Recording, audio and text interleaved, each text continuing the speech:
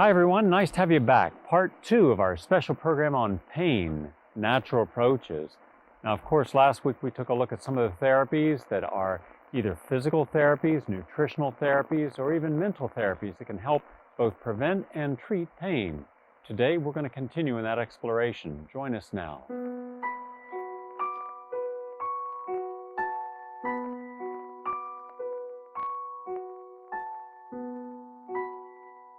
Therapeutic touch is a healing modality that's related to the ancient art of laying on of hands. And in this healing modality, the person who is doing the healing uses his or her hands to consciously modulate and redirect the energy of the person being worked on. Therapeutic touch works very well for anxiety, for pain, and also for potentiating healing in almost any condition. The reason why therapeutic touch works so well for pain is that it breaks the patterning of the pain in the energy field.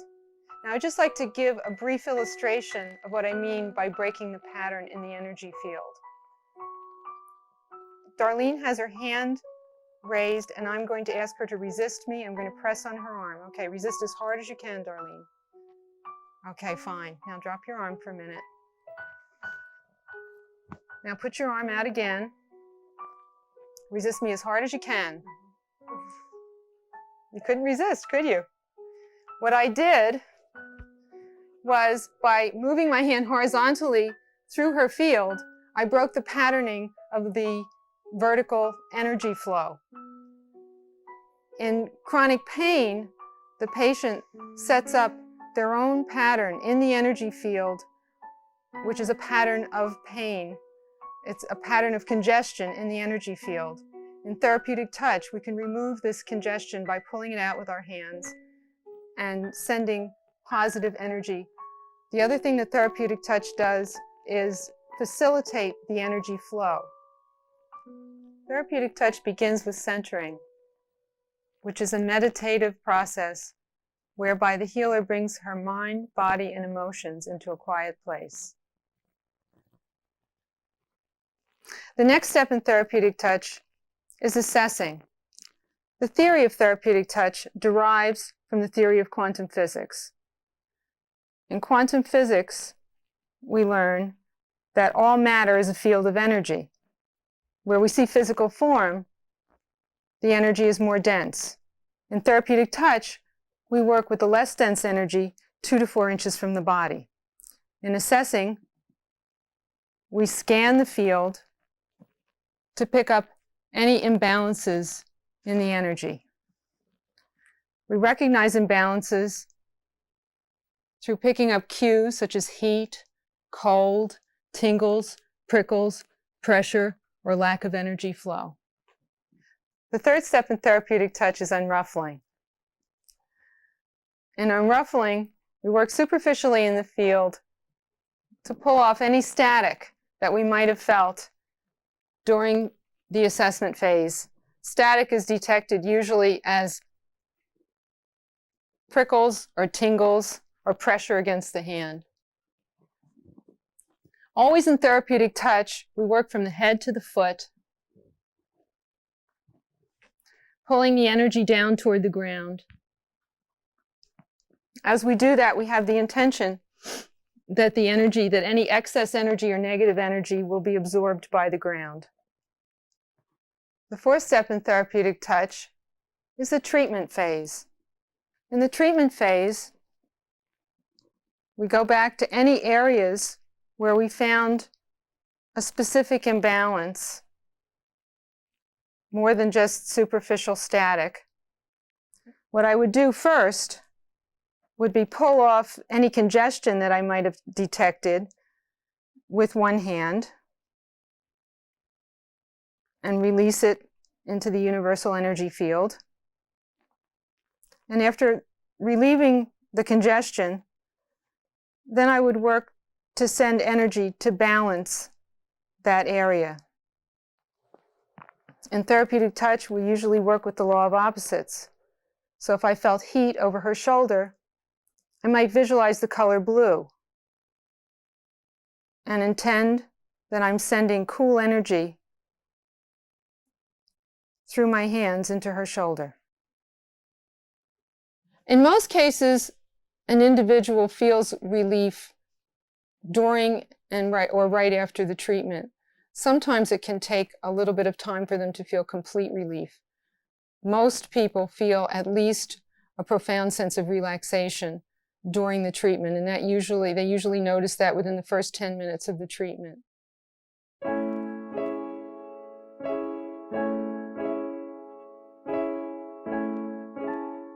Basically what this patient's here for, she has a little bit of a neck problem and headaches at the same time. And basically the cause of headaches a lot of times are cervical oriented, meaning it's from the neck. And neck pain can be due to basically the vertebrae in the neck, the bones in the neck that causes relief from motion. It could be a lack of motion. And what I feel for when I'm palpating, touching the neck, is feeling for the muscles, how tight they are. Sometimes before I adjust, I try to loosen up the muscles a little bit, get the patient relaxed. And what the adjustment is, it's actually restoring motion into the neck in areas that need it. And basically what I feel for when I'm turning her and palpating, I'm feeling for areas that aren't moving. Some areas move, it feels like a springiness, and some areas don't move and it feels hard, like touching a wall, like right here, and on the other side over here. So to adjust, I basically feel the range that I need to go into, and the patient sometimes will hear a pop, and that's just gas being released between the joint, from the joint capsule, and the adjustment is like a high velocity, low amplitude thrust. You're going to relax me. Sometimes you hear the noise, and sometimes you don't. And I do both sides of where I feel that the areas that need to be adjusted. Okay. And what's beneficial about the adjustment, it restores motion.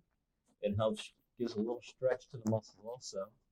And with the restore of motion, it can also restore some of the curve that may have been lost in the neck, because normally there is a curve. And the adjustment also stimulates certain nerve cells, let's say, that could help relieve the pain and help restore a sense of balance.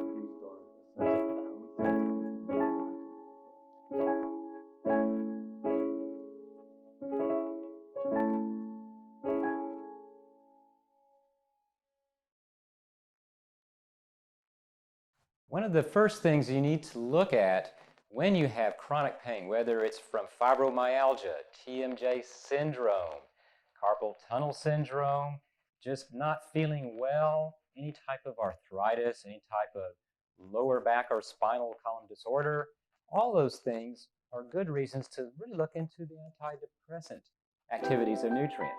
Number one, what I would do is add St. John's wort. The Latin name is Hypericum perforatum. It has one of these little substances inside of it called hypericin. Interesting little molecule. It actually helps work with your brain to make you less depressed.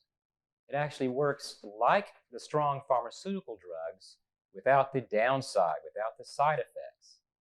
It's very, very interesting material. And what we are finding is that it is a potent antidepressant.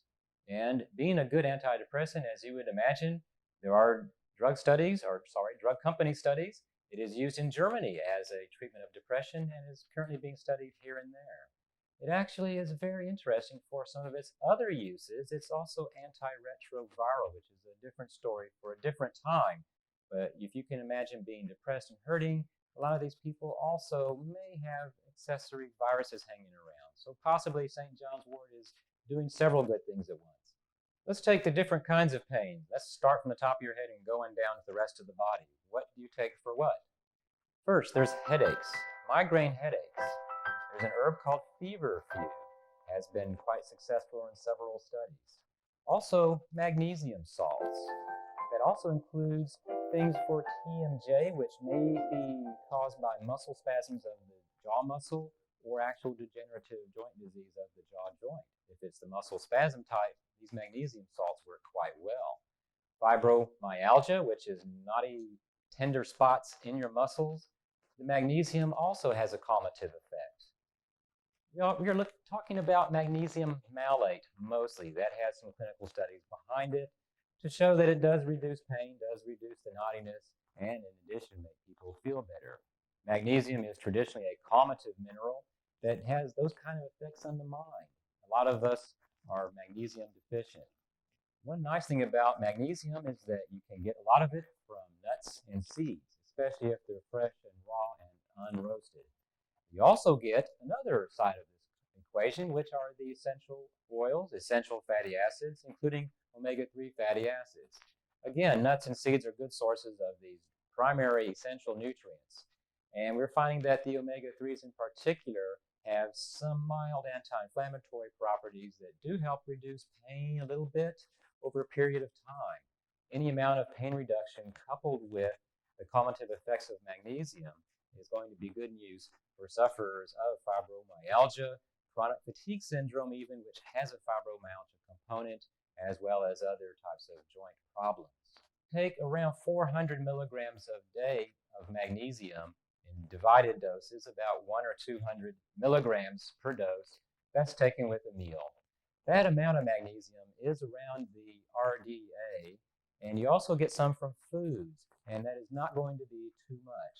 It is the right amount for people that do need magnesium. It's one of the nutrients that if you do add to your diet, people do notice a difference. They feel it. They feel better. They feel more relaxed. They're not as tense. They don't grind their teeth at night, for example. So if you are grinding your teeth at night, which any dentist can tell you if you are, you might want to look at the magnesium at 400 milligrams per day. Some people have a hard time sleeping because of their headaches. There are now a lot of herbs that help you get to sleep and also help to remove the pain from the headaches by putting people to sleep safely and naturally. One is valerian, another is hops, which of course is brewed into beer. One of the reasons that a lot of times when you drink beer you fall asleep. It's also the alcohol, but often the hops. There's other herbs such as skullcap. There's passion flower leaves. These herbs are available as both pills and tinctures, and they all tend to work quite well. You might need to take different amounts to see what works best for you. Usually, starting low is the best way to go, at 1 or 2 pills half an hour before bedtime. Mixtures or combinations of these different herbs is probably more effective than just one at a time. Another newly arrived compound on the scene to help people go to sleep, have natural sleep patterns, natural sleep rhythms, which will prevent people from waking up with those nasty headaches that you get from not sleeping well or being sleep deprived, is melatonin. A lot of people do fine with 1 milligram of melatonin before bedtime. Even smaller doses might work quite well. It's really the body's way of telling us it's time to go to sleep, time to go into deep stage sleep, release reparative hormones. For example, growth hormone is released during deep stage sleep. So melatonin helps tell your brain it's time to go to sleep, it's time to heal, it's time to repair. The pain of PMS and menstrual cramps, again, is something that you have to deal with on a long-term basis.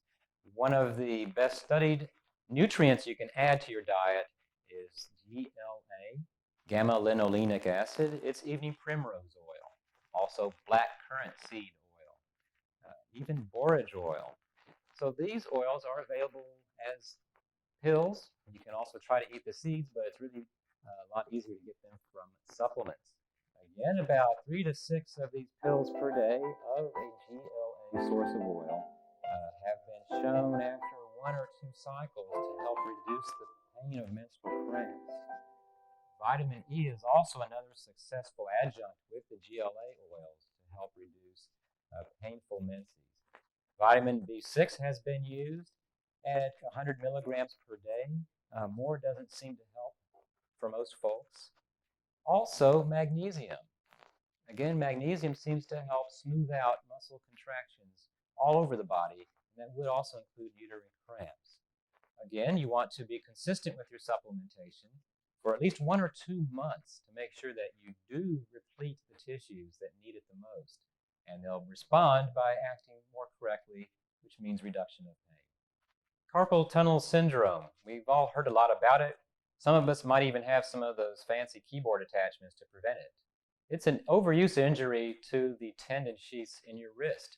They get inflamed, they squeeze the nerves. Your hand tingles and goes numb.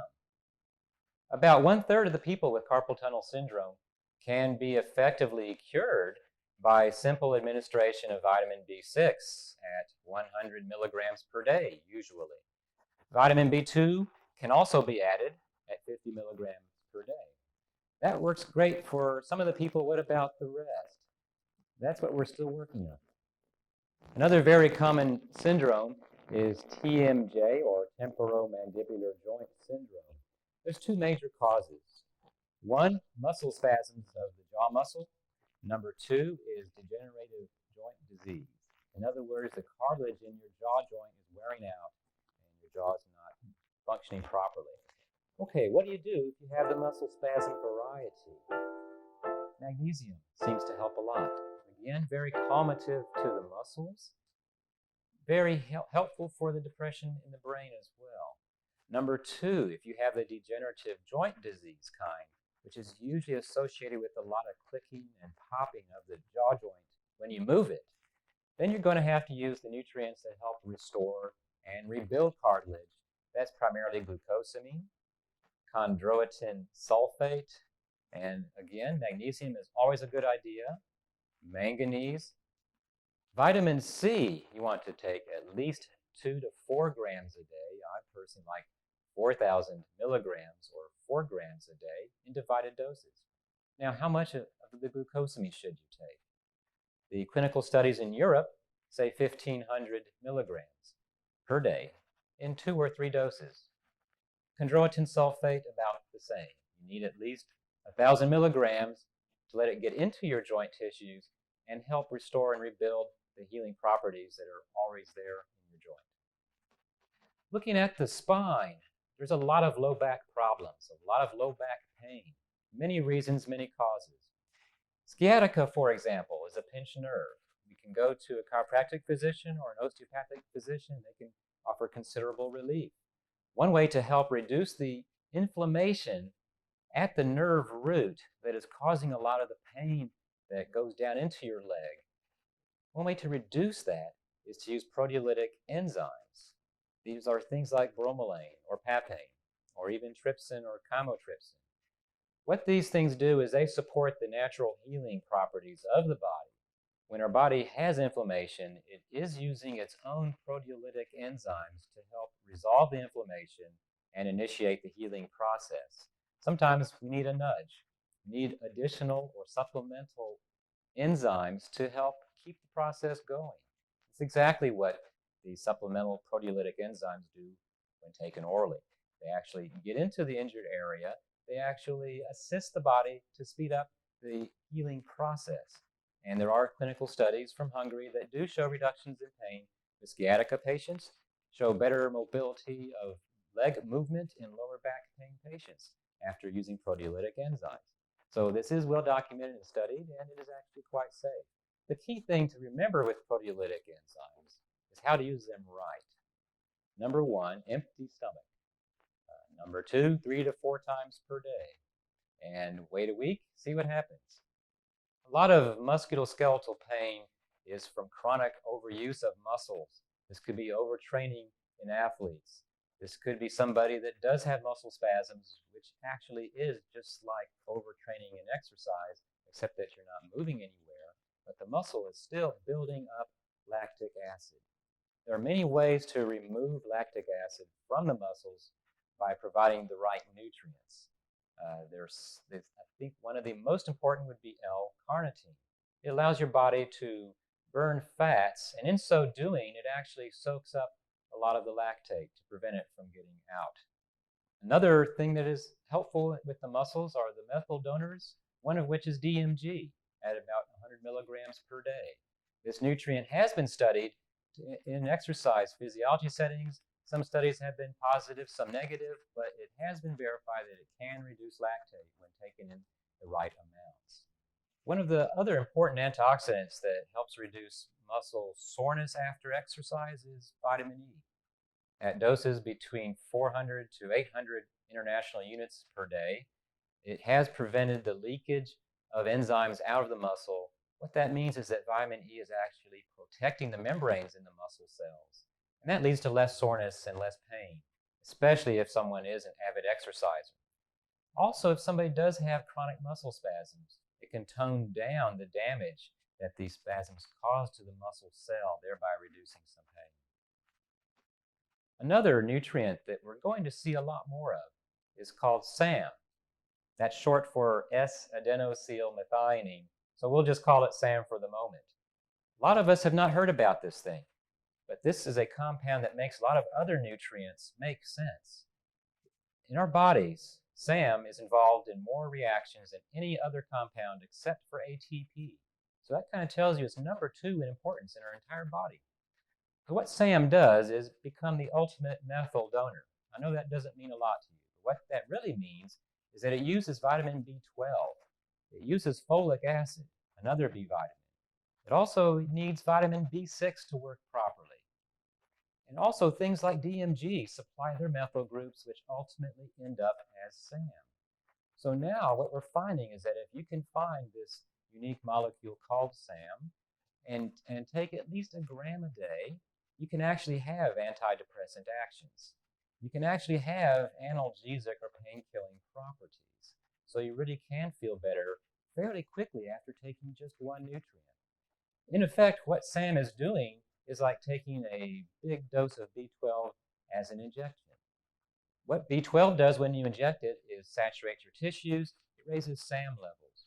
Why not just raise SAM levels by taking SAM? It can really work.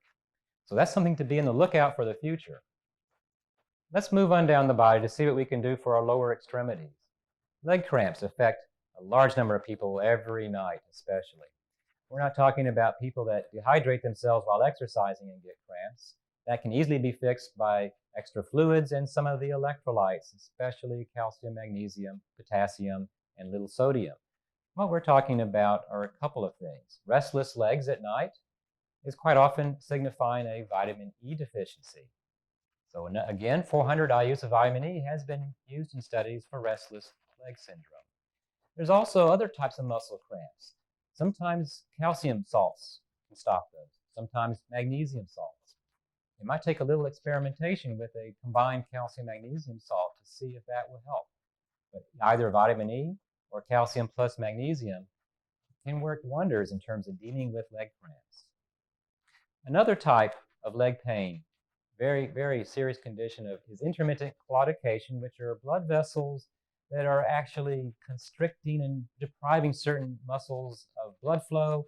They get hypoxic, they build up lactic acid, they hurt. Again, vitamin E, might want to try a little more, around 800, 1200 IUs per day, has over and over in numerous clinical studies shown to help improve the circulation to hands, to feet, to calves, so that the pain is gradually reduced. The blood vessels do deliver more oxygen to the tissues, and the pain gradually recedes, gets back to normal. A very simple and effective therapy or treatment for something that affects quite a few people. What can you do for those swollen ankles that you get when you stand up all day or sit down in an airliner all day? A lot of that is excess water accumulation. Interestingly, one of the best things is drinking good, wholesome, pure water. Or you could try the pharmacological approach and use diuretic herbs, which of course never like to recommend for long, but certain herbs such as buchu leaves, uva ursi, and a wide variety of other herbs, horsetail, for example, these have some mild diuretic properties. They generally don't waste a lot of minerals like the harsher pharmaceutical agents do. There are 2 amino acids that we can use to actually modify how our brain perceives pain and modify in the way that our body normally does so. The first is DLPA, which is short for D-L-phenylalanine. That is the synthetic form of the essential amino acid. What it does is it blocks or slows down the breakdown of your body's own endorphins. Endorphins are as good as narcotics. They're the way our body handles pain, makes us used to it, and reduces pain. Plus a lot of other good things that the narcotic drugs can't do because of their structure. DLPA actually makes the endorphins you have work better, therefore less pain. Might take a while to build up to pain relief, but 500 milligrams 3 times a day has been shown in several pain studies to reduce chronic pain, especially from these musculoskeletal syndromes that are difficult to treat.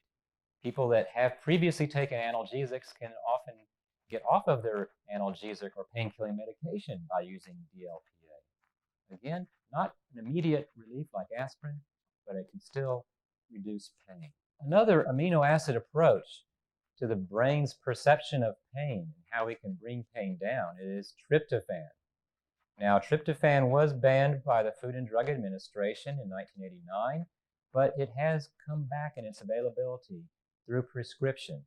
So if you can find a medical doctor that can prescribe tryptophan, that allows you to utilize it for all of its properties as a pain relief agent. It is also very nice what we call hypnotic. In other words, it can help you go to sleep safely, much like melatonin can. The reason tryptophan is so powerful is that it works on one of the other pain-reducing symptoms in the brain, which is serotonin. And tryptophan is where serotonin comes from. So if you take 2 to 5 grams per day of tryptophan, not only does it help you mellow out in effect mentally, but it also does reduce a lot of pain from whatever kind of chronic musculoskeletal conditions you have. It works nicely with headaches.